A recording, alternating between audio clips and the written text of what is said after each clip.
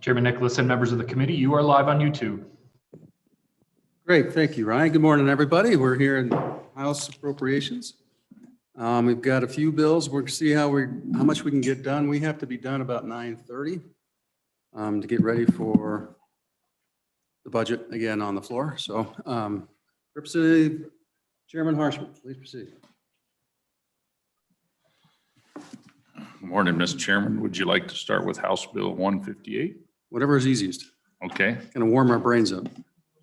They're Mr. both Chairman, really do we need a roll call? Oh, yeah, roll call. Representative Kinner. I wanted to let you know that I was here, Mr. Chairman, here. Representative Larson. Here. Representative Schwartz. Here. Representative Simpson. Here. Representative Stith. Here. Representative Walters. Here. Chairman Nicholas is here. Okay, please proceed. Hey, thank you, Mr. Chairman. House Bill 158, local land use planning and zoning. I emailed you a copy of the recent Wyoming Supreme Court decision. I think underscores part of the need as well for this bill. And I think it's really about private property rights. And we require counties to do land use planning, but those are not the same as zoning. And I think, part of the issue is really these are being used and they do not carry the force of law. And I think so this bill tries to spell that out plainly that, land use plans are not the same as zoning. And so, Mr. Chairman, as you flip over to page 2, has a definition. It changes that definition a little bit to make it more clear, adds paragraph E, and that they're not a substitute for zoning regulations. And then moving over to page 3, if there's a conflict, Romanet 1, the zoning regulations control. Similar language in Romanet 2, paragraph F. Again, the whole idea is about private property rights. And, and I think in some ways this can affect our state properties as well.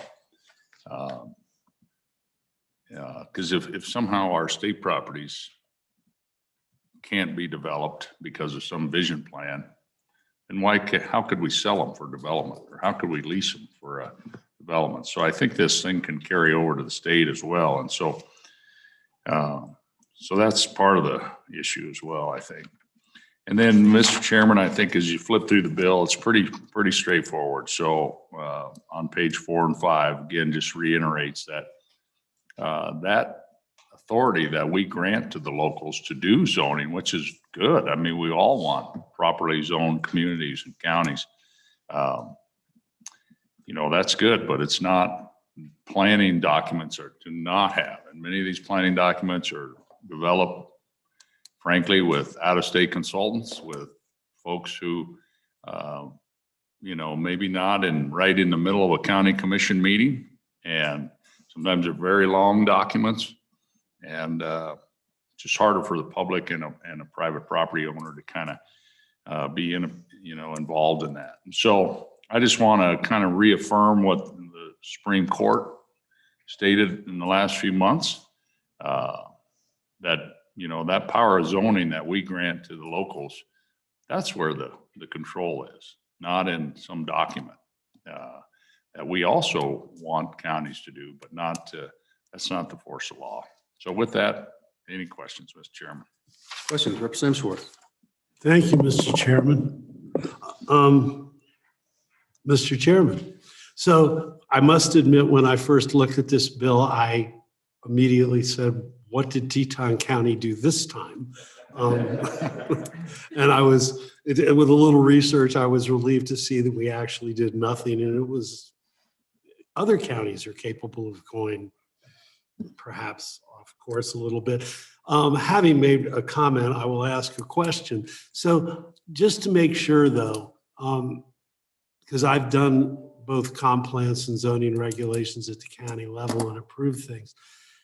And when we approve a development or deny, we do findings. And often part of the findings will include, we will reference both zoning regulations and the comprehensive plan. I just want to make sure we can still reference the comprehensive plan as long as we also reference zoning. Is that a safe assumption? Mr. Chairman, I think each case is probably different, and I think if there is a conflict, another branch of government will decide that. But I think if you read this asphalt specialties case too, it talks a little bit about that, and that you can refer to that, but really the control is in the zoning documents. So, and that's really what I'm trying to make clear. So that all this kind of lines up, so we can't, everybody knows the rules of the road, particularly your private property. It's one of our basic rights. So I don't think referring to that to answer your question is a problem, but this makes it clear that the controlling document is a zoning document. Thank you. Mr. Chairman. Go ahead.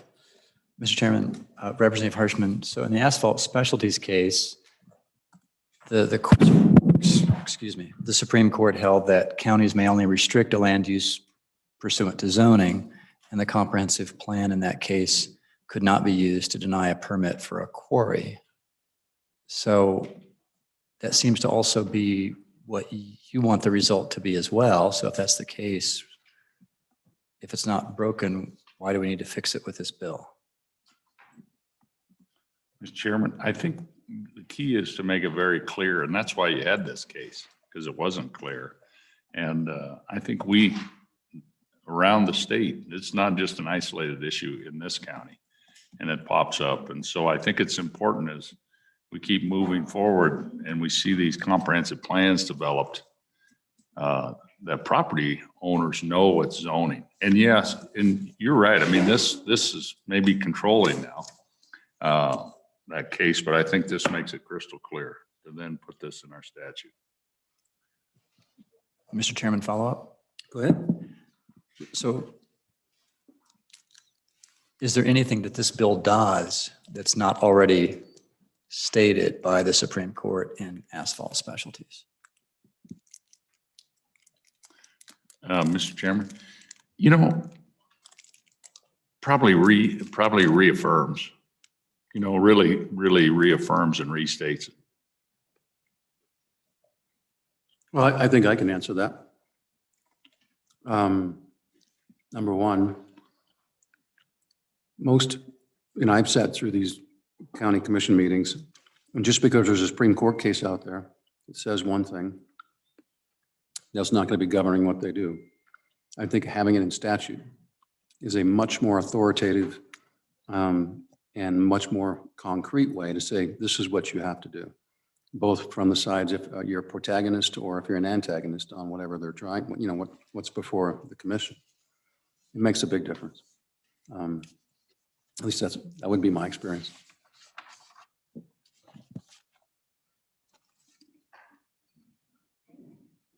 Mr.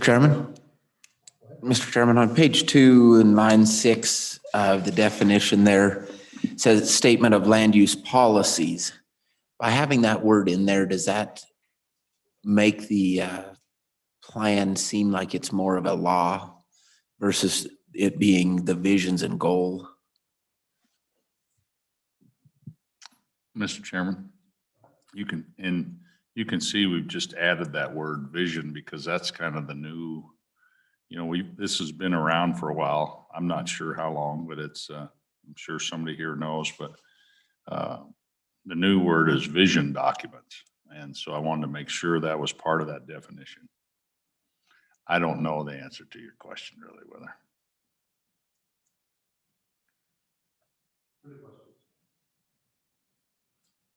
Okay. Seeing none, any public comment?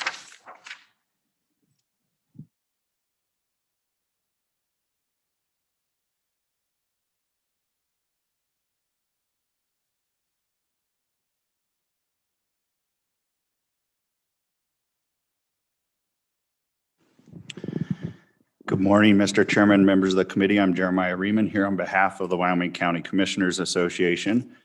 With me, either virtually or in the room, are Commissioners Natalie Macker from Teton County, who is our current board treasurer, Mr. Gunnar Malm, who's Laramie County Commissioner. Virtually, we have Commissioners Del Shellstad and Colleen Faber from Campbell County. And I think they intend to speak on the next bill, not on this one. But they are here if there are questions. Mr. Chairman, I think the conversation and the questions have been good this morning. If it had been that this bill followed the ruling that's been referenced, asphalt specialties versus Laramie County, I think my members would have likely taken no position on this particular piece of legislation. But Mr. Chairman, members of the committee, we do find one provision that seems to go above and beyond the holding in that particular case. And that may cause some concern for several counties because it restricts from requiring a land use plan or development be consistent with a comprehensive plan. You can find that language in particular on page 3, lines 5 through 9, but it is repeated on page 3, line 23, and moving over to page 4 through line 5, and also on page 4, line 23 through page 5, line 4. Currently, at least 2 counties that we're aware of, and we haven't had a chance to do a comprehensive review of this, at least Carbon and Teton counties require that their zoning regulations, which I think is really where the focus is on ensuring that there's consistency. Those require consistency with comprehensive plans for certain types of developments.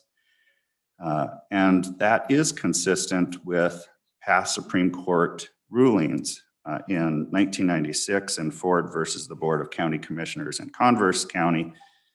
They did find that a comprehensive plan is merely a policy statement which is implemented by zoning enactment. So in fact, we should see consistency between those 2 documents. It's possible that this is trying to address an issue in asphalt specialties and the land use requirements and restrictions for unzoned lands in Laramie County, but we can't tell. It would be our preference that language that I referenced be stricken from the bill, and I think that would largely address our concerns as an association relative to this bill. And with that, Mr. Chairman, I'd be happy to stand for any questions.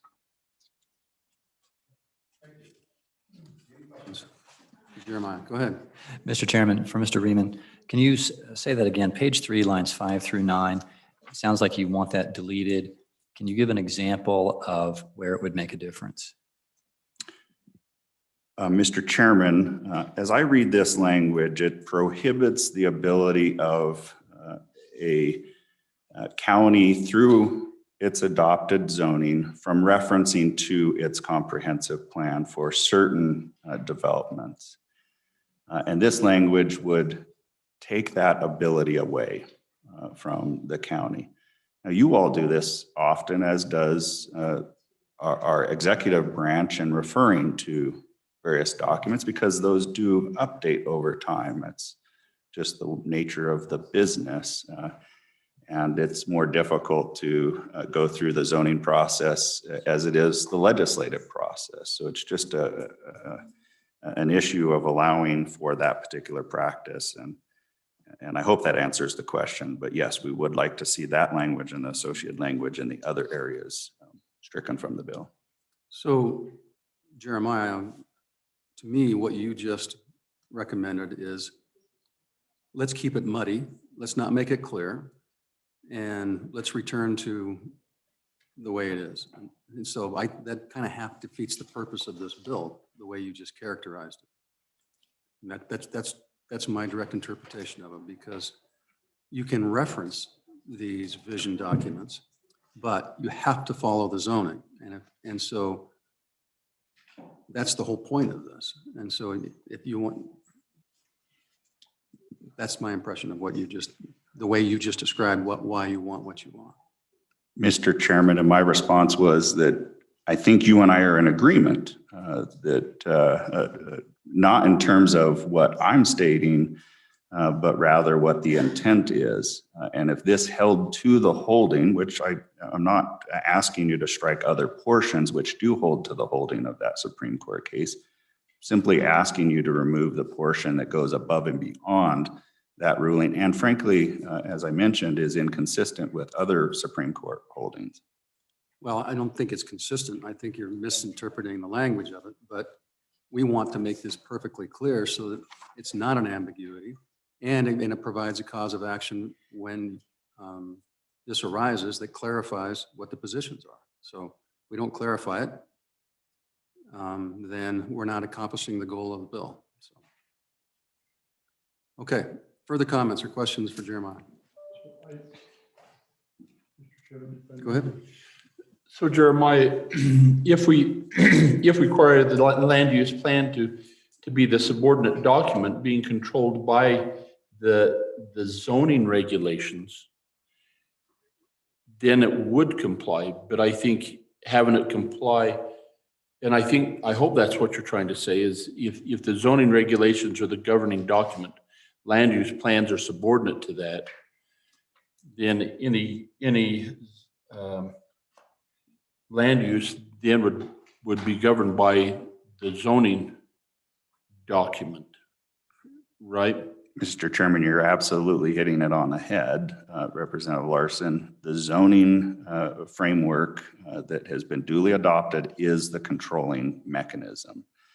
What I'm suggesting is that the zoning document, as it's adopted, should be able to reference to and tier to land use planning where it's appropriate for various issues that might be addressed through that. Okay, further questions with Jeremiah? Further questions? Thank you, appreciate your comments. Further, go ahead, Representative. I do have one before you get away. Page 1, line 1. Halfway through the line, prohibiting zoning resolutions. I can't find anywhere in here that we're prohibiting a resolution. Does that comment cause you consternation? Mr. Chairman, Representative Simpson, I don't know that it does. Maybe the more appropriate rule or word is regulation rather than resolution, but there are many more that are more adept at how this works at the local level than I. I don't think you want to change that. Thank you, Mr. Chairman. Representative. Mr. Chairman, and this for either for Mr. Riemann or Representative Harshman, on the same page, page 3, lines 11 through 15, which is subsection F, I'm just having a hard time wrapping my head around what that paragraph means, because at first I thought it meant that you couldn't use a plan to take away someone's existing property rights under a valid zoning regulation. So far, so good. But then at the end of it on lines 14 and 15, it says, or existing in the absence of a valid zoning regulation. And so I just don't, when you combine both the universe of rights I have with zoning, rights I have without zoning, what does this subsection F do? I just don't get it. So anyone who. Mr. Chairman,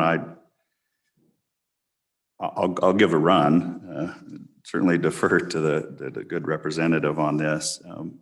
This paragraph has also caused a lot of consternation for planners around the state and trying to decipher what it meant. At first, when I read it, I was rather concerned. The more I read it, the less concerned I was. And the reason that I was concerned less later is that it seems to say that you can't use the land use plan as the main document to restrict property rights. That is what zoning is for.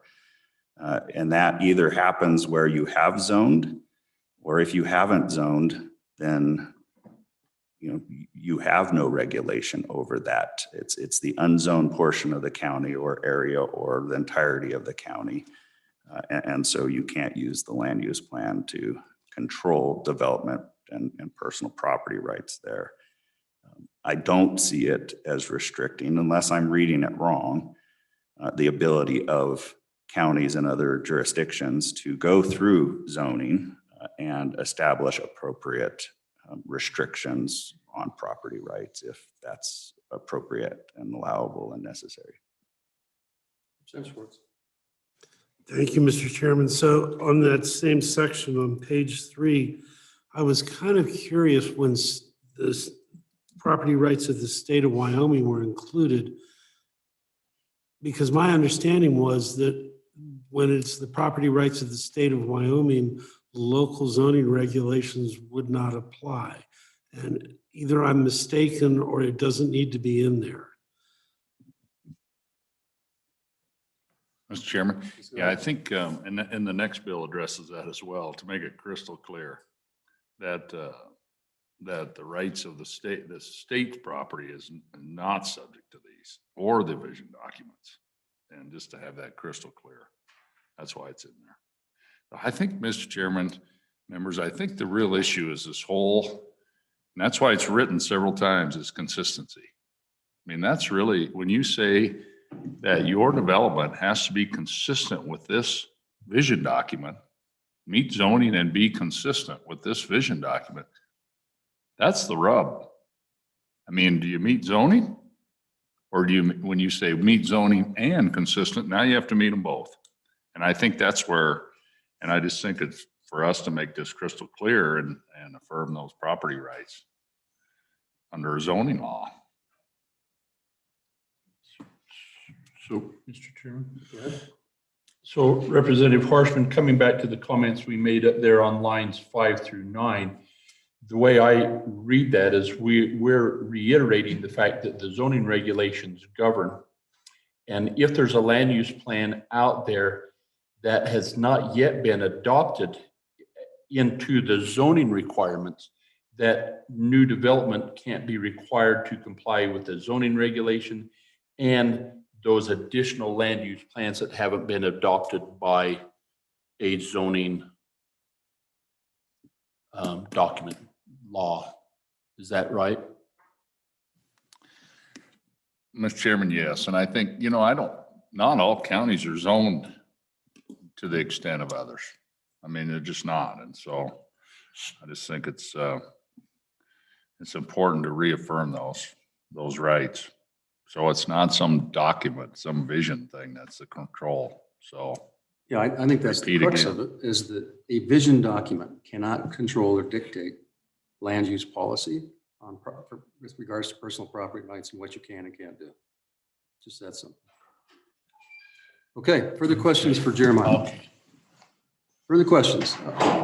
Further public comment? Come on up. So in the event there's no zoning, you wouldn't be required to comply with the county land use. Yeah. Unless what? That's the county land use. Is it a little bit different document than a vision document? Charles Bloom, Planning and Development Director, City of Cheyenne, for the record, Chair and Committee. I just want to speak regarding this bill. There are a lot of concerns that we see just off the cuff. Push the button on that to turn it green. There you go. Thank you. There we go. Now it's good. Charles Bloom, Planning and Development Director for the City of Cheyenne. Chair and Committee, I'd just like to speak a little bit about this bill. There are some concerns we have in the planning department and the city regarding this. Number one is subsection F.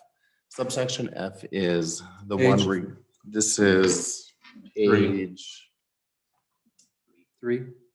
Page 3. Our concern truly is how do you measure diminished property values? In looking at this proposed legislation, one could argue that a land use plan, which is the document that sets the future use of land, says that one person's property is shown as future residential and it's developed with a single family home today, is that property value diminished because you can't put a bar there, because you cannot rezone it to a commercial use? This bill could introduce that question. It could introduce those concerns and continue to muddy the waters and the interpretations of planning and how, yes, So I'd like you to ask that question, does it diminish what? private property values. But that's not what that says. It says diminish private property rights. Correct. Okay. It would diminish private property rights. So again, likewise, instead of diminishing a private property value, it would diminish the right for someone to rezone their land, to open up what they believe is the highest and best use for their property. So but you would be able to exercise your rights to develop that property within the guidance of zoning laws that are established.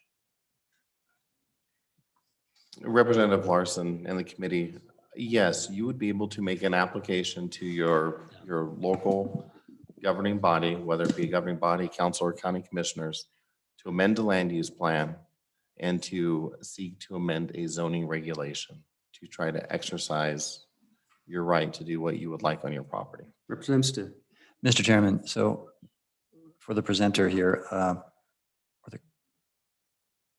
is your concern perhaps more with on line 12, the phrase to use, because this would prohibit a government to use a local land use plan to diminish private property rights. So is it possible in the hypothetical situation where someone proposes a zoning regulation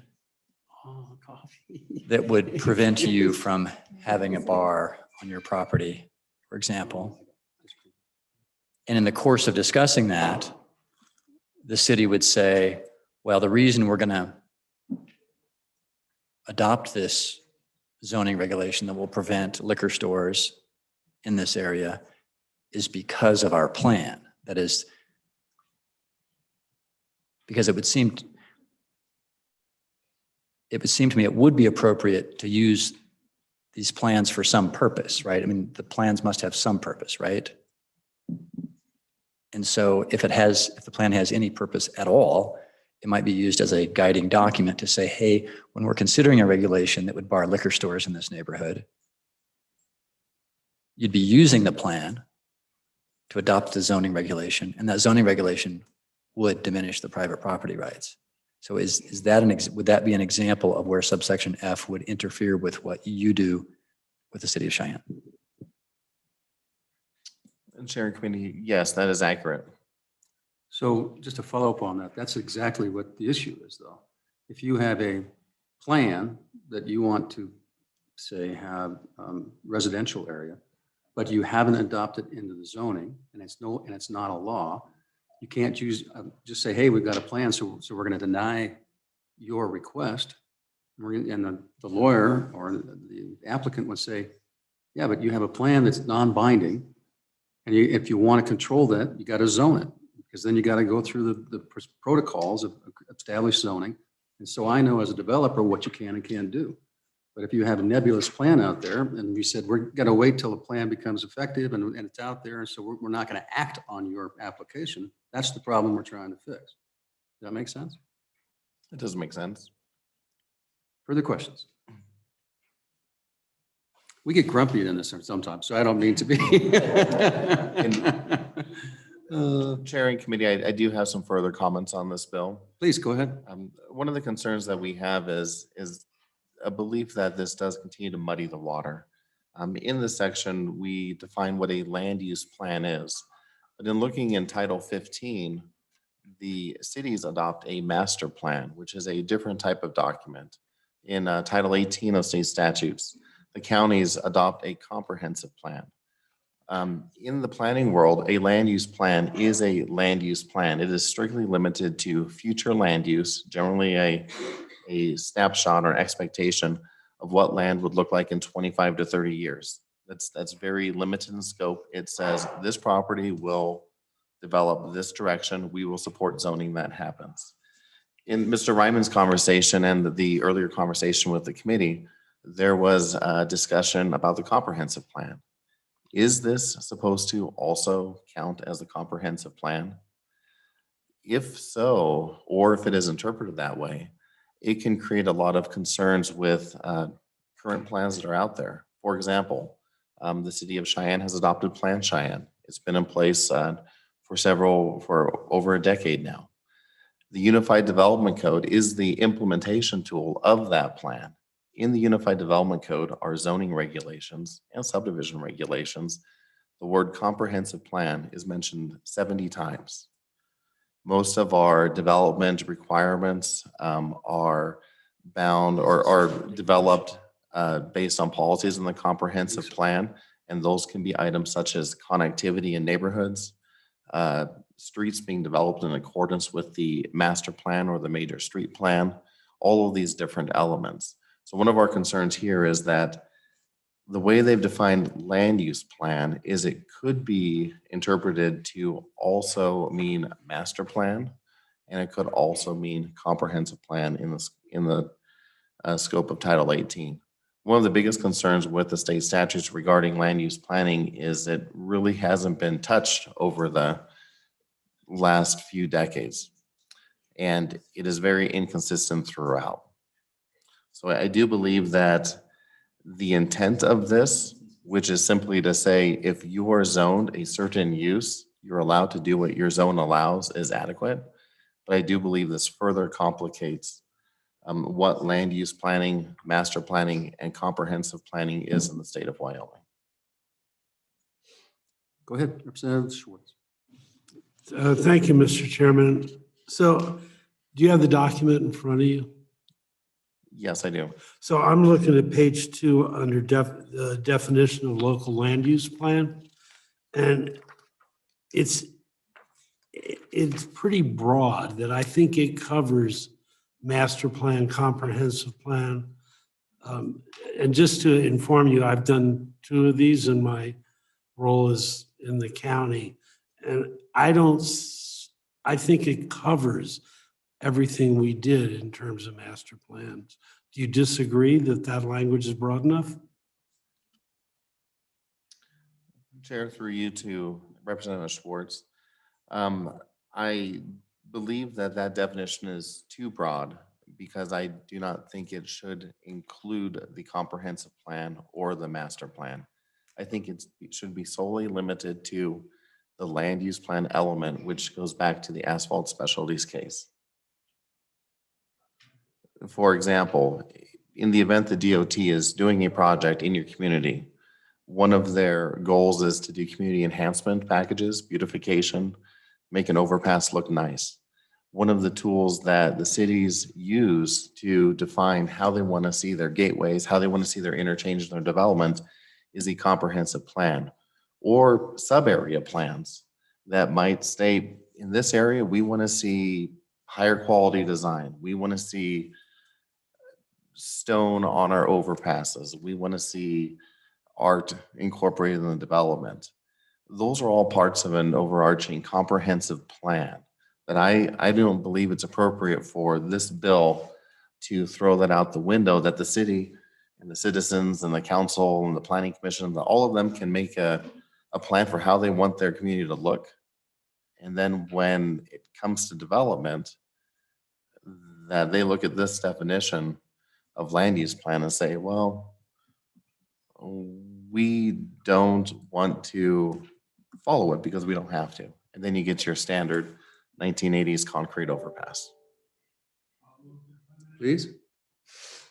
So then I guess my question is this is existing language, except for the addition of the word vision, correct? So you would contend that even the existing language perhaps is flawed. Chair, through you to Representative Schwartz, that is correct. I would believe that the existing language is flawed, and adding the word vision flaws it just a little bit more. Yeah, I suppose that if we wanted to do an interim study and work through all of the land use planning statutes, that there might be a value to it. But I think that's a bigger fish than we want to fry today. So. It's a huge fish. But I do like to cook, so. All right, any other questions? Okay, further public comment?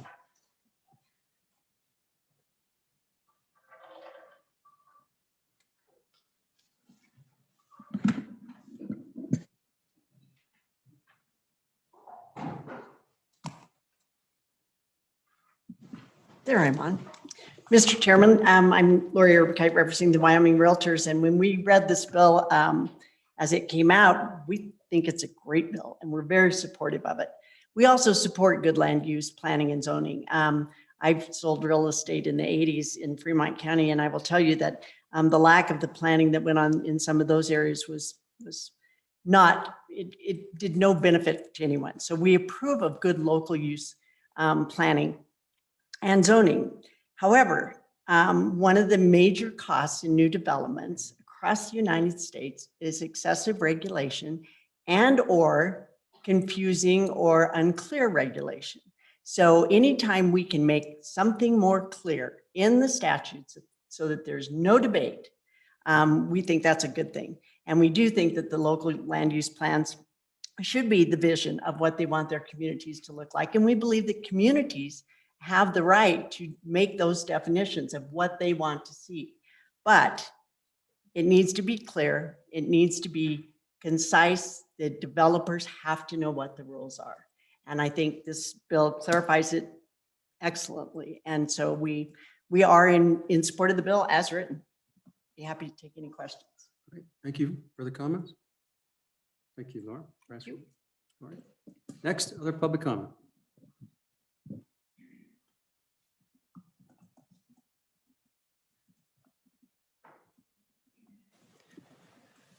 Mr. Chairman, Keith Kennedy on my own account. I serve on the Albany County Planning and Zoning Commission, and I certainly don't speak for the commission.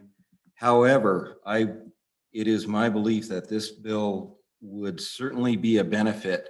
We've, over the time I've been there, we've dealt with issues where land use plans between entities overlap and have differing visions, where this to me would make it very clear what the governing document is that we should use when we are reviewing a rezoning application or new plans. And with that, I'd welcome your questions. Thank you for your comments. Any questions? Appreciate it. Further public comment? Do we have anyone in the waiting room that wants to come in? No? Any other public comment? Seeing none. This is Ryan.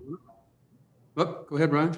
Mr. Chairman, this is Ryan. I apologize for the interruption. There is a number of people in the waiting list, but nobody's raised their hand to comment. Okay, with that, we will close public comment. We have a motion on the bill. Second. By Representative Larson, second by Representative Walters. Discussion on the bill. Go ahead. Mr. Chairman, I have a motion to make subsection F more readable, okay, on page 3. And I think this conforms to the intent of what the existing language is.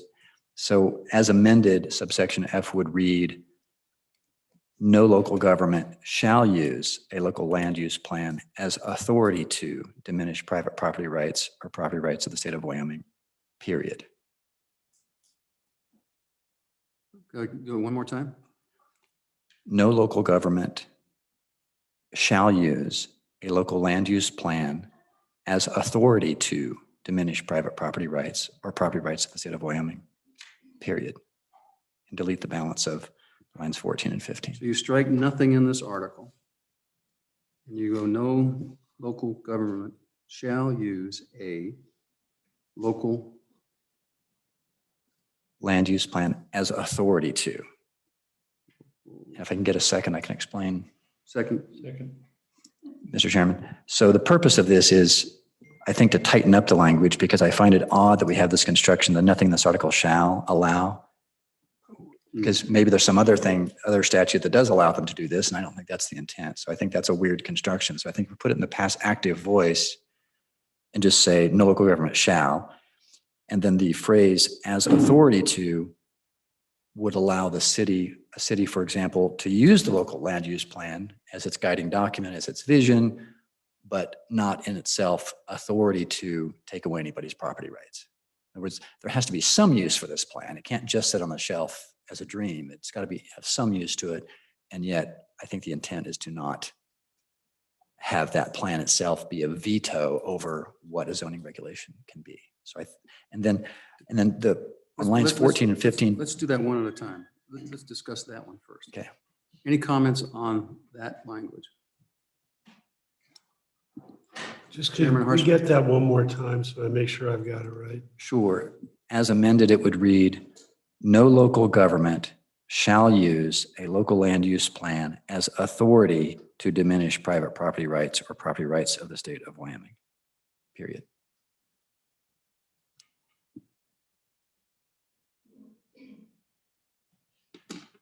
Representative Stiff, and you are deleting the rest of line 14 and 15? No, Mr. Chairman, yes. That is deleting, period. deleting the existing under valid zoning regulation or existing in the absence of valid zoning. And here's the reason why I want to delete that is because if I say I'm going to build a building which shall be either yellow or not yellow, I'm going to build a building that shall either be of concrete or not of concrete.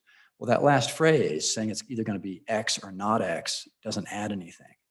And so I think in substance, it doesn't add anything to say you won't do this whether there's zoning or whether there's not zoning, because that's the entire universe of possibilities. So I just don't think that those added words on fine 14, 15 get you anywhere. And I think it's just cleaner this way. But that amendment is divisible. That's sort of it. Deleting 14 and 15 is a separate idea. Yeah, that's a separate issue to me. And I think there's a desire to have at least part of that statement in. So yeah. Chairman, I would agree. It doesn't do any harm to have those extra 14 or 15 words. I don't think they mean anything, but it doesn't do any harm either. So let's I'll divide the amendment then, if that's what it is, and we'll just do the first of lines 11 and 12 as amended. Does everyone understand what the motion? All those in favor say aye. Aye. Opposed? That motion carries. Mr. Chairman, I'll withdraw Division 2. That's wonderful. Okay. Any other amendments? Seeing none, any other motions on the bill? Okay, amendment? Thank you, Mr. Chairman. On page 2, top of the page, line 6, I would like to delete the word policies. And I go back to the court case and it says that these, if there's a second, I'll explain. Second. Thank you, Mr. Chairman. I go back to the court case and it says that these land use plans are advisory in nature, and they acknowledge they're advisory in nature, and having a policy in place to me seems like that is more of a law statement versus policy in nature. And so if it's policy in nature, visions, goals, and objectives is really meeting the intent. And so that's the purpose for deleting policies. So I'll speak against the amendment. Because number one, that's existing language, and so all the laws that we have are predicated on that type of language. If we remove policies, there has to be a purpose for it. So they can come back and say, well, this is a policy, but you took policy out so by removing it, it's okay. I mean, I think that's probably going in the wrong direction. So on and against. Mr. Chairman. Go ahead. So my take from the bill is we're saying a land use plan is not a policy. It's a visionary, it's a goal, it's an objective that we're looking for. And then before it can be policy, it has to be adopted into a zoning law. I'd say that's incorrect.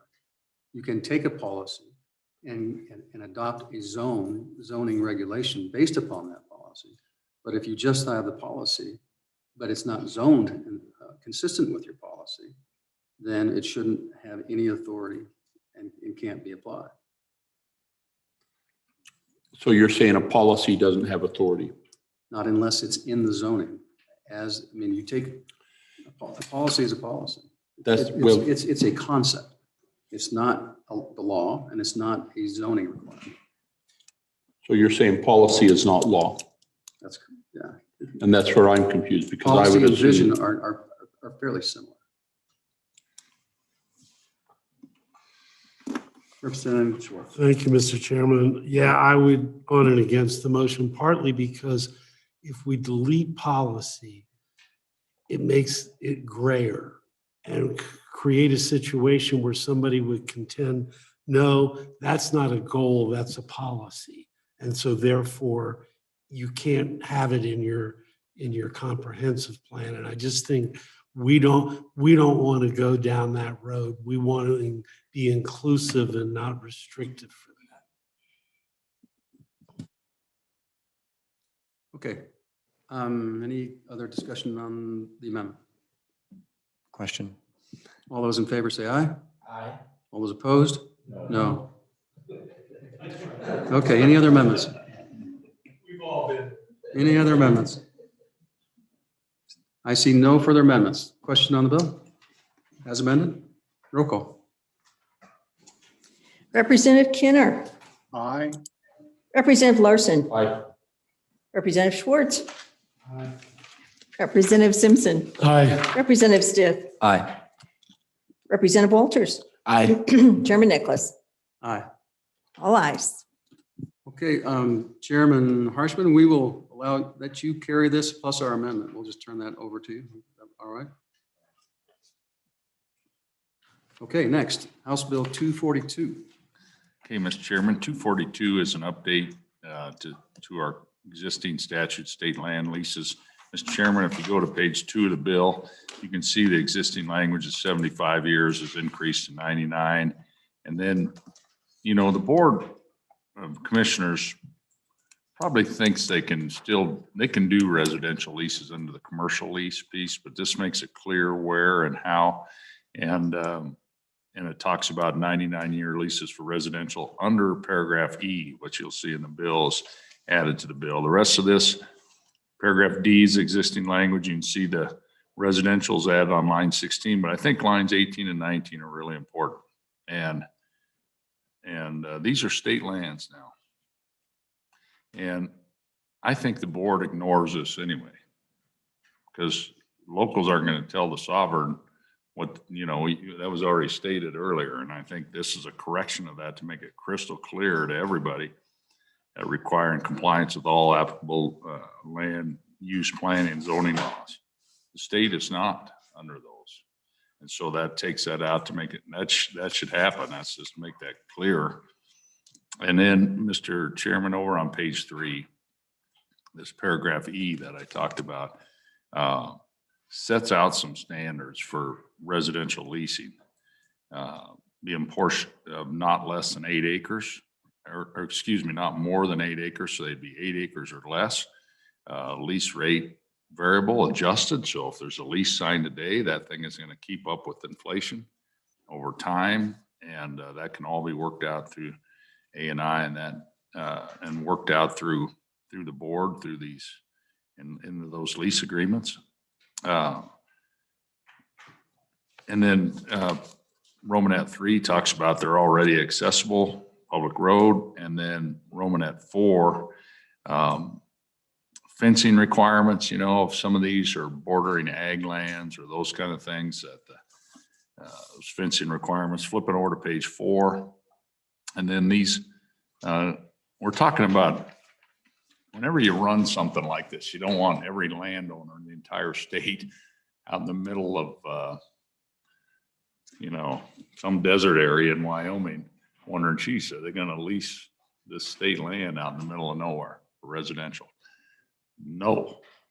So I think it puts this qualification on there. We're looking at these really desirable parcels, and that's why that 250% of assessed value is on there. And so that's really it. And I think just another tool in the toolbox. You know, we're going to have to, as we move forward, really into this, and try to get these lands working harder and smarter and better for our citizens, and meet that fiduciary responsibility that we all have. So that's the bill, Mr. Chairman. Questions for the bringer?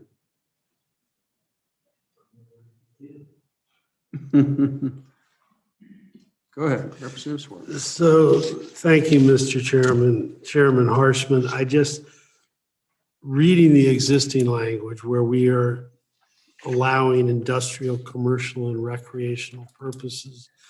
And my understanding of the kind of leases that have been approved by the state have not allowed the kind of permanent development that residential development would put on these state lands. Usually it's in terms of commercial, I've seen storage for landscaping or things like that. And industrial is usually extraction, and recreational doesn't usually have that permanent imprint on the land. Residential by definition means we are building structures that their intent is to be there. I like to think my house will be there in perpetuity, or at least my lifetime. So could you discuss how this, because if that is the case, it would constitute a significant change. Do you agree with that? Mr. Chairman, I think state lands can talk about this too, but I think one of the busiest truck stops in Wyoming is a lease on state lands. And so I think, it's a mix all around the state, really, and on this commercial piece. So, and I agree, a lot of it is extraction. There's no doubt, but I think there are some others out there too that, not in our particular neck of the woods maybe, but across the state. Sure. So I will grant you there might be a couple cases where you discuss fencing. There's no discussion of infrastructure to be available on a parcel that we might do this for. Do you think that might be something that is appropriate to add to this bill?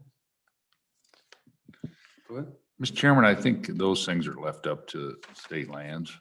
I think those are all worked out in lease agreements. Go ahead. So Representative Harshman, I have two questions. The first one's on page 3, enrollment 2, where it says the lease rate shall be variable and adjusted annually. And I think that you're looking at this in a little different perspective than I am. I'm actually looking at this in my community where we have a couple of school sections that are close to the community that would really fit well into residential development. But when people think of a residence, they think of, even if it was for a long-term lease, they'd like to know that that lease is pretty stable. But I see this being adjusted annually. That gives me, can you help me understand why is that? Am I making sense? Mr. Chairman, I just think those things can be worked out in the lease agreement, and maybe that is too prescriptive, but I think those sections you're talking about have probably changed a lot in the last 30 years, the value of them, and what's it going to look like 30 years from now or 60 years from now. And I think it's, you don't want to be 60 years from now paying a rate. People look back and say, geez, state's not getting, the full value of those. And so that's the idea, I think. Well, and Mr. Chairman, I appreciate that. I just think that for those that are going to invest in development, put infrastructure and stuff like that, they kind of need to know anticipate what their costs are going to be as they try to work out those agreements with the people that they're subdividing to. And so, which that kind of brings me to my second question on page 4, on that 250% of the average assessed value of taxable real property. So that's pretty high. And so there's those parcels that I think would be fit well in my community don't even come close to that for the real property.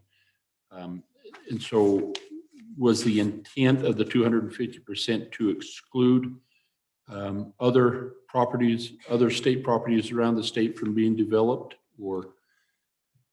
Mr. Chairman, I think it's really just a placeholder. I don't think there's no science behind that. So I think if, it's up to the wisdom of the group they want to adjust that. And I do think back on Romanet 2 to kind of wrap up my answer. I think part of that, best predictor of the future is past performance too. And I think that WCLI rate, over the last 20, 30 years is a good predictor of that for folks to kind of estimate into the future. But again, those are all lease issues. I think that can be worked out. So just to follow up on that, these leasing restrictions seem to be tailored specifically for kind of a plan or a specific plan for location of property that where these fit. And there's probably lots of other locations where these type of restrictions don't fit. And to me, the purpose of having the OSLI establish rules and regulations, they can tailor different lease requirements. I mean, why limit it? Why having it the 8-acre requirement? I don't understand that. So, in other words, there's lots of confining restriction in here that really ought to be put in by rule and regulation, and you can do it based upon where the property is located and what's in the best interest of the state. I don't understand the purpose of making it so refined that it wouldn't work in Fremont County, and it wouldn't work in Niobrara County, but it might work in Albany County. So explain why you have these Romanets and how do you get around them once they're on only on residential properties? Mr. Chairman, I think part of it's just the good old Wyoming common sense. I don't want to lease residential leases for a whole section of state land somewhere. I want to do it. And I think, but what is most desirable? People probably don't want, 1/4-acre lots. The most desirable ones are around that 8-acre or 10-acre or less, kind of in there. And I thought, so give some discretion to that, but not 50-acre lots. I just don't. So it's 8 acres or less on that. I think the fencing requirement talks about as established by rule of the board. I think, a lot of these are bordering agriculture operations. And so if you're talking about, well, this road runs through there and we could put, well, who's responsible for the fence and who's, that's an issue. And I think, so that was kind of brought to my attention on this when drafting the bill. And I guess paragraph F, I don't know if 250 is the right number, probably isn't, but part of this, you don't want every landowner who's maybe leasing some state land in the state. Now the whole state's like, whoa, what's the legislature up to? They're going to lease this parcel out here on a stream out in the middle of, Sweetwater County or something. So that's not really the intent. Mr. Chairman, Go ahead. I'd like to address that. So on page 4, we're talking about paragraph F. I want to make sure that my interpretation of that is right. We're talking 250% of the average assessed value of the entire state. The state of Wyoming owns tens of thousands of acres of sagebrush. So we're really talking about 2.5 times. If something was valued as $10, it'd be 2.5 times bigger than that. So actually, I think that 250% is a good solid number. I think that fits really well to my mind. Go ahead, Representative. Mr. Chairman, so Chairman Harshman, does OSLI know what the average assessed value of the taxable real property of the state is? Is that a number that we know? Mr. Chairman, I don't know. I can't speak for them, but I'm sure they probably do or can find it out. Yeah. So it's probably a good idea to know the number before we put the number of the percentage. Mr. Chairman, I think it goes back to what Representative Simpson said. We own miles and miles and miles of sagebrush and desert. That's not what we're talking about. That's the idea, I think. Mr. Chairman, follow up. Go ahead. Just my concern actually is more a logistical one. That if this is not information that they regularly keep, then someone might say, well, you can't do this lease because we don't know. it's more, maybe they keep this number, maybe they don't. But if we're going to key it to something, it'd be nice for them to key it to something, some number that's already in a spreadsheet somewhere. I'm sure it's calculable. Mr. Chairman, Go ahead. perhaps they'll be able to comment on that if All they're right, with us. got him in the waiting room? Yeah, Chairman Nicholas, I've admitted Mr. Crowder from State Lands. Go ahead, Jason. Good morning, Mr. Chairman, members of the committee. Thanks for having us today. My name is Jason Crowder. I'm the Deputy Director for the Office of State Lands and Investments. Director Scoggin wanted me to send her regrets. She's currently chairing the Oil and Gas Conservation Commission meeting this morning and couldn't make it. I've got a lot of comments and remarks related to this bill, and I think that they will answer a lot of the questions that the committee has raised so far. So if I could, Mr. Chairman, I'll just start through those. My first comment relates to the 99 versus the 75-year change. Really, what we do here and internally through the Board of Land Commissioners rules and regulations is we've limited the term of leases to the economic life of the improvements that are placed on that lease, so that we don't have a lease that exceeds what that improvement can handle, I guess. So we don't have improvements that are dilapidated and are currently no longer usable. So we limit those down, and typically, and of course it's across the board on how long that is, but typically that's a 35, maybe 40-year lease term with the opportunity to renew. So only in one instance have we ever hit the 75-year term, and that is for our loan and sole sage grouse mitigation credit bank. And that is up at 75 years. And the reason for that is we had to prove to the Fish and Wildlife Service that there was a long-term protection of that property. And they agreed that 75 years was as close to perpetuity as the state could come to. So that's the only lease that it reaches the 75-year mark. The second comment I have relates to page 2, line 18 and 19, where we strike the requirement for compliance of local planning and zoning laws.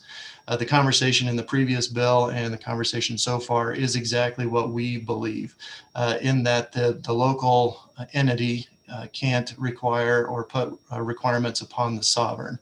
And so we don't believe that we're subject to local planning and zoning laws. And we haven't interpreted this portion of existing statute to mean that either.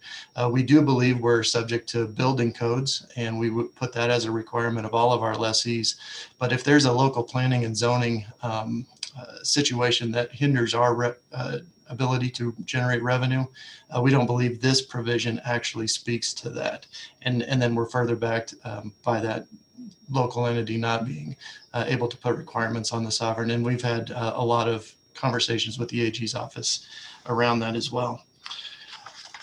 As Representative Harshman indicated, we do feel like we can lease for residential development, and we do that currently. The most recognizable example of that is through cabin sites across the state. Currently, we have 22 separate cabin sites set across the state through a vehicle called a special use lease. And those are recreational in nature. They're not necessarily long-term residences, but they are dwellings upon the state that have some sense of perpetuity. However, we set the economic life of that again at around 35 to 40 years, not at the full 75-year rate. We also charge for those based on an appraisal. Each special use lease goes through a market analysis or an appraisal to understand what the value of that property or the value of that lease is. And it's also run through an annual escalator to protect ourselves from inflation. And we do that analysis internally through our appraisal staff. And we use the Consumer Price Index, a 10-year weighted average of the Consumer Price Index, to derive that number. So each and every lease, not only a residential one, is increased by that rate to protect ourselves from inflation. The acreage on those vary widely, anywhere from less than half an acre up to probably 20 acres. So it really is circumstantial, depending on where that property sits, what the intended use is, and who's applying for it. And very situational based on this circumstance. The second is something that we don't necessarily lease for, but we're doing more and more leases for it. And that is through our grazing and agricultural leasing vehicle. Back in the 40s, the board was trying to promote development of rural areas, and they agreed that placing farmsteads on grazing leases was allowable through the improvement application process, which is of course free of charge. So we have several, probably upwards of 30 to maybe 40 separate ranch sites, farmsteads on state land that currently don't pay anything back to the trust. It's just part of the grazing and agricultural lease.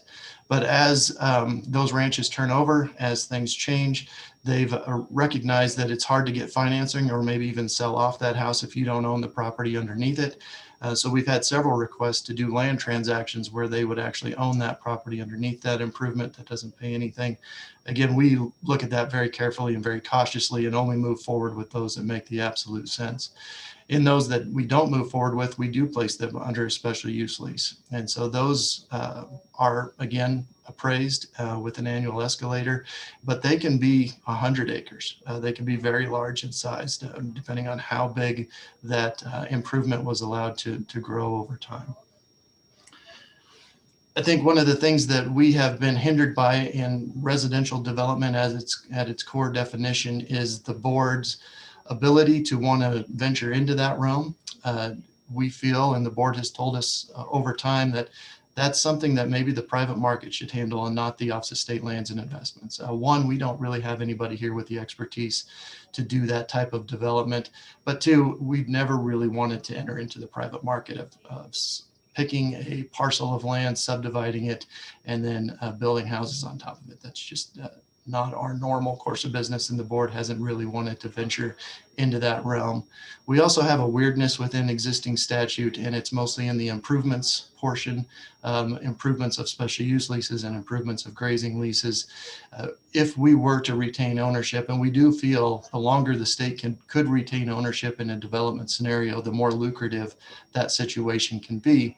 However, the more you retain ownership, the longer you retain ownership, the more improvements are built on that parcel, the more roads, the more water lines, sewer lines, curb and gutter, those types of things.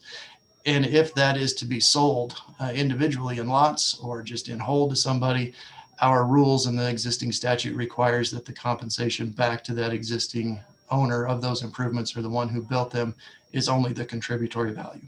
Meaning it's not the market value, it's not the replacement value, it's only the contributory value. So we would need to clean up a little bit of that and make that more clear that those improvements specific to residential development could be bought and sold at a market rate and not at a contributory value. Mr. Chairman, those are the comments, high-level comments about the bill. We too feel the provisions within Section E may be restrictive and may not allow the board the flexibility to be nimble and speak to every situation that may come up. And so we'd like to work with the sponsors to find a way to allow the board that flexibility to move forward with. One of the questions I heard was what's 250% of the assessed value across the state. We currently don't have that number because we don't have a use for it. One concern I had when I read through the bill was how to find that number because it does describe the state as a whole. And as was also mentioned, there's varying values across the whole state. And so if you were to average those into one number, maybe that's not representative of what's intended here. So we would like to work with the sponsor fully and to understand what that is. So with that, Mr. Chairman, I'm happy to answer any more questions. So Jason, my question is, let's just take something that is adjacent to a national park or a national forest. And we decided that we don't want to sell those lands, but we would be willing to do something, you know, like if you buy a property in Mexico, you get a long-term lease but it's developed, it's got water, sewer, there has value to it. If we ever wanted to do something like that, then it would make sense, you know, and there may become a day and time where the state wants to do that, or a developer comes and says, we'd like to do this under that kind of a long-term lease process. To me, it would make sense that we had something in statute and in the rules and regs to do it so that we're prepared to do it. And that may be the way of the future for some certain properties in certain locations around the state. So if that was a viable and something that would enhance the value, but protect ownership interest into perpetuity for the state, is this the type of vehicle that we would need? And maybe we need to fix up the language a little bit to do it, but that would be useful to move in that direction. Mr. Chairman, I think so. We want to be responsive to any opportunity that would come to us that would secure revenue generation, make it a sustainable venture. The length of time, I'm not sure where 75 years came from. It's been an existing statute since I've been with the office. Yet the ability to go to 99 years and the opportunity that was presented to us required that. It would be great to have that flexibility. Okay, further questions for Jason? Further questions? Jason, on the 250%, is that a number that you think you could calculate? Or do you have something that perhaps would be another number, but a different way that's easier for you to calculate? It kind of does the same thing. Well, Mr. Chairman, currently we accept opportunities as they come, and we do have cabin sites out in the middle of sagebrush. And so I don't know that we necessarily want to limit the board's ability to put a cabin or a house out there if somebody applied for it. We do want the flexibility and the ability to dig into that transaction and to understand if it's an appropriate use of that land. If it's dictated in statute that that's just a non-starter, then we don't have the ability to understand if it's appropriate use of the land or not. The number, I think, would be a little bit easier to derive if it was more localized, possibly by the county level or something like that. But again, we've not researched our ability to grab that number and would likely work with the local entities anyway, the county assessor's office and the like, to determine what that is. So, Chairman Harshman, I'm wondering if you would be receptive to working with Jason and perhaps we can assist you on tweaking this language a little bit and then bringing this back as a kind of clean up and make this more of a ready for prime time bill. You all right with that concept? Absolutely. And I've worked closely with Mr. Crowder, and I don't think he hasn't cut me off his contact list yet. So I'd hope he'd be receptive as well. Well, I think you were at a kitchen counter last night till about 11 doing this with a couple other bills. And I think you're good at doing those late night forays into bill drafting. So committee, we'll take some little other public comment, but I think that my preference would be that we tweak this a little bit and come back and as soon as you've got something that kind of incorporates what we just talked about, then we'll kind of bring this back up, if that's agreeable with the presenter. But what I'd like to do is if anyone's here to speak on this bill as written, please come forward. So we don't have to, you don't have to come back, you don't, not necessarily.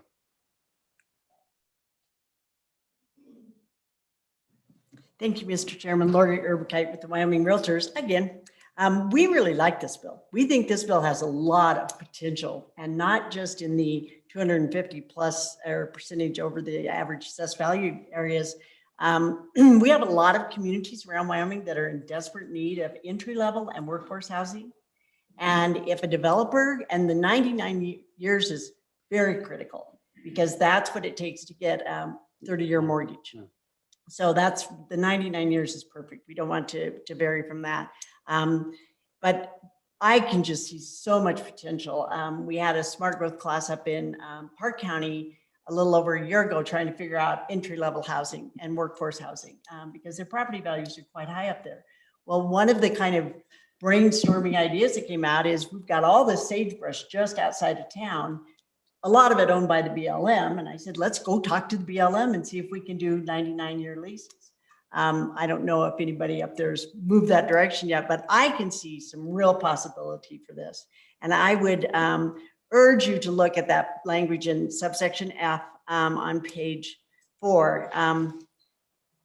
Some of that sagebrush is perfect for housing, for entry-level housing. I mean, I would not want to see this limited to just the plush, beautiful areas. So Wyoming's got great scenery everywhere.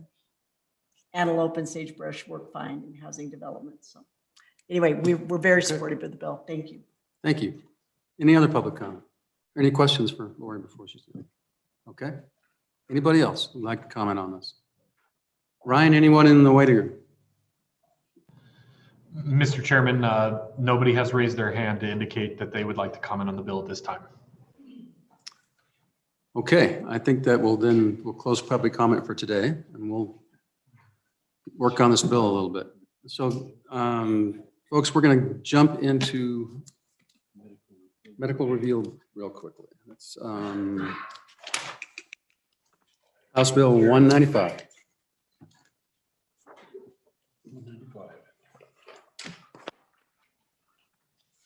So this is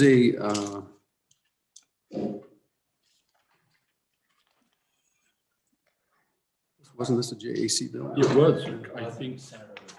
And then we sent it to judiciary. Okay. Jared, there you are. Good.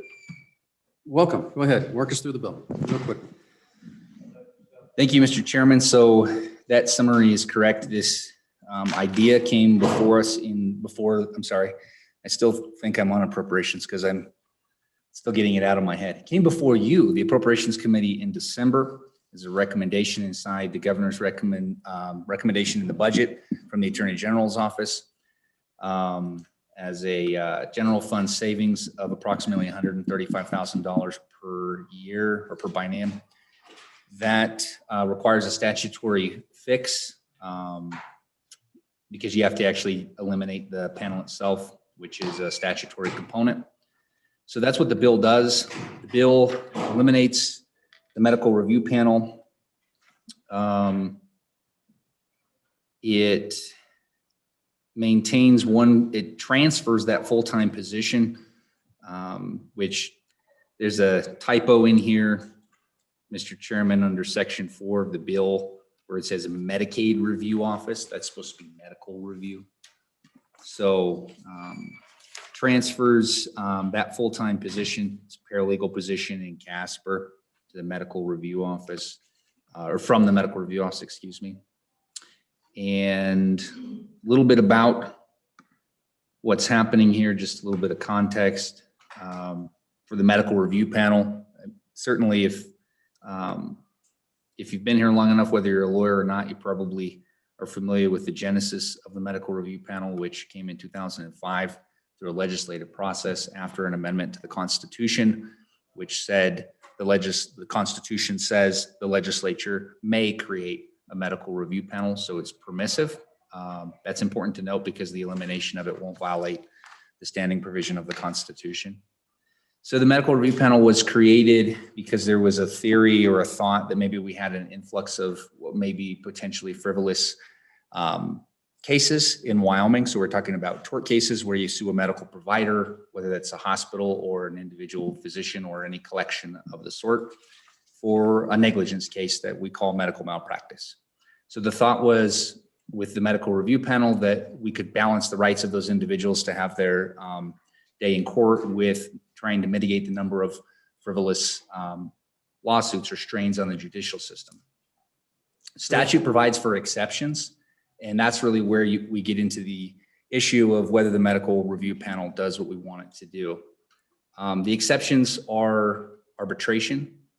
So if you've got some kind of contract that bound you, you go through arbitration instead of the medical review panel. Also, a healthcare provider, if they fail to answer a certain claim, may bring you straight into court. The important one is the written waiver.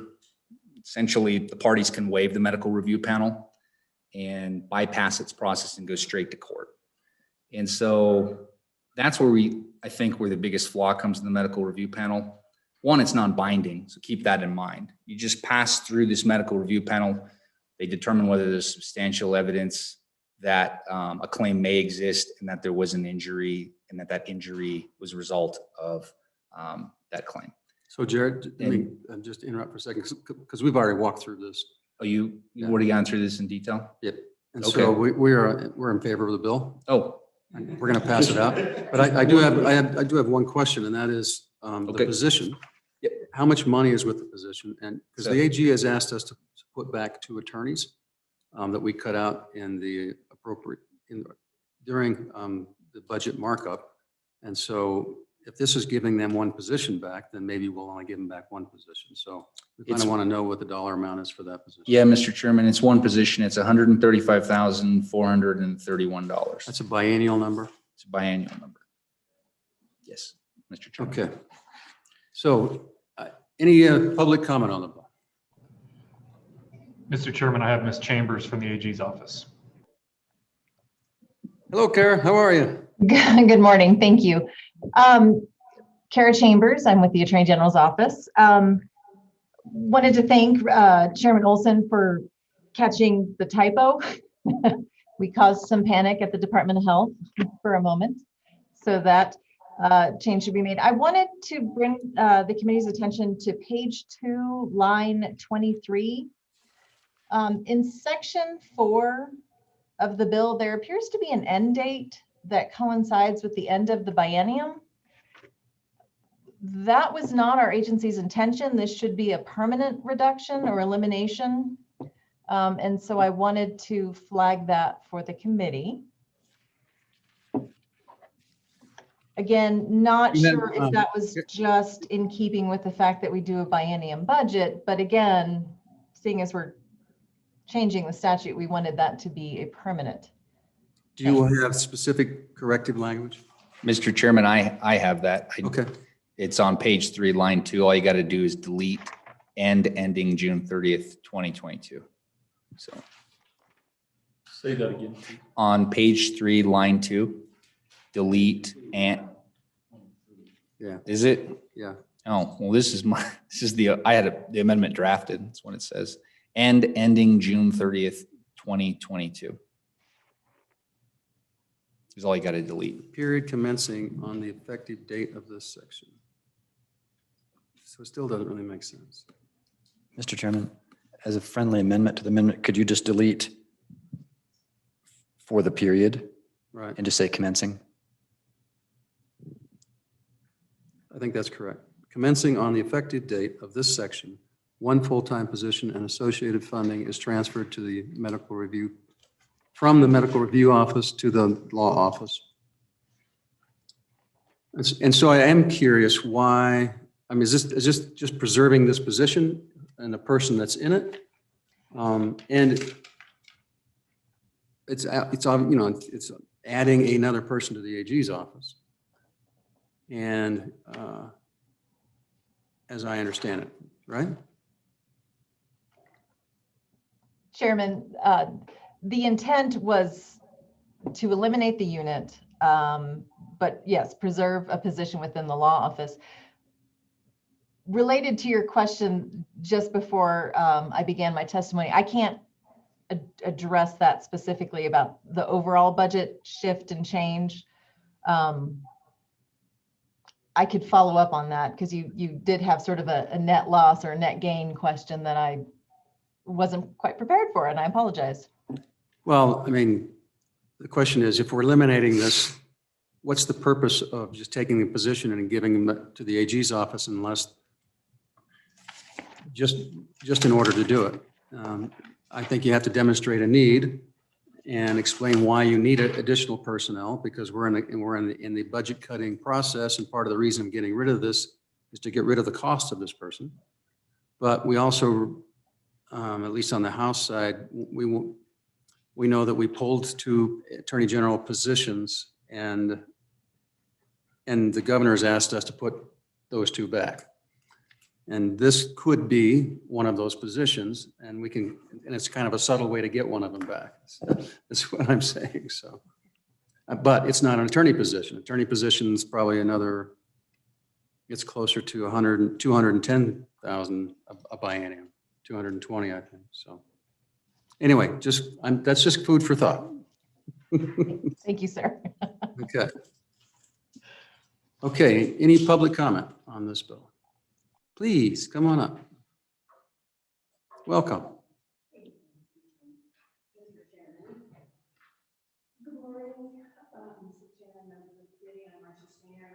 Trial Lawyers Association, and we helped craft this bill in 2005 and then helped amend it in 2010.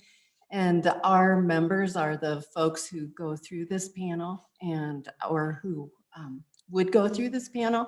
However, it's waived pretty much most of the time. The last figures I have used to look at them every year was 2014, and there were 54 cases that were filed with a panel, and there were 3 hearings scheduled out of those 54 cases, and 1 was actually held. And in previous years, no hearings were held. There are the bulk of them are waived by the healthcare provider, and then there are a small number that are waived jointly by the healthcare provider and the person bringing the case. And also the director reviews those cases and dismisses them. And then there are always claimants who withdraw. So I think you're doing a very smart thing. It's not used. It's an extra layer to already expensive litigation. The panel is expensive, and it's another hoop for both parties to go through. And then you go on to litigation. And my folks say that no matter what the result of the review panel was, they would go forward with litigation. If they found that there wasn't malpractice, they would still go forward. If they found there was, they would still go forward. So we support the legislation. It's been 16 years. I don't think it's done what we hoped it would do. And so we support the bill. Thank you, Marcy. Any questions? Any other public comment? Chairman Nicholas, there's nobody in the who's raised their hand in the waiting room. Okay, we'll close public comment. Motion moved by Representative Larson, seconded by Representative Walters. So committee, my only question is, do we just eliminate the position and not just give the AG position that just flows over just because? To me, that's the issue we ought to have a discussion on. And Jared, did you have any discussions about that in committee? Mr. Chairman, we haven't held the bill in committee. So I'm sorry? You're the first time hearing the bill. Okay, okay. So no, we have not discussed that. Mr. Chairman, I think your point was right on, is I think we're sympathetic to the needs of the AG's office, but I don't think moving this one to it provides enough funding to impact that need. And so in essence, by eliminating it would give us more resources to fund the ones that we actually put back in. Is there a motion to do that? To strike section 4. Move to strike section 4, Mr. Chairman. Moved by Representative Walters, seconded by Representative Stiff to strike section 4. All those in favor say aye. Aye. Aye. Those opposed, that motion carries. Any other discussion? Question on the bill. Roll call. Mr. Chairman, the typo. Oh, the typo. Oh, the typo. Correct the typo. We got rid of one of them. Page 3, Mr. Chairman. Oh, wait, no, it's in the, never mind. You got it. It's in the deleted section. It's also in the fiscal note, but that's fiscal note's going to go away too. Okay, roll call. Representative Kenner. Aye. Representative Larson. Aye.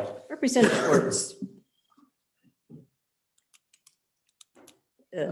Schwartz, is it? It's, oh. Yeah, just leave it open for him. I can't see him, so. Representative Simpson. Aye.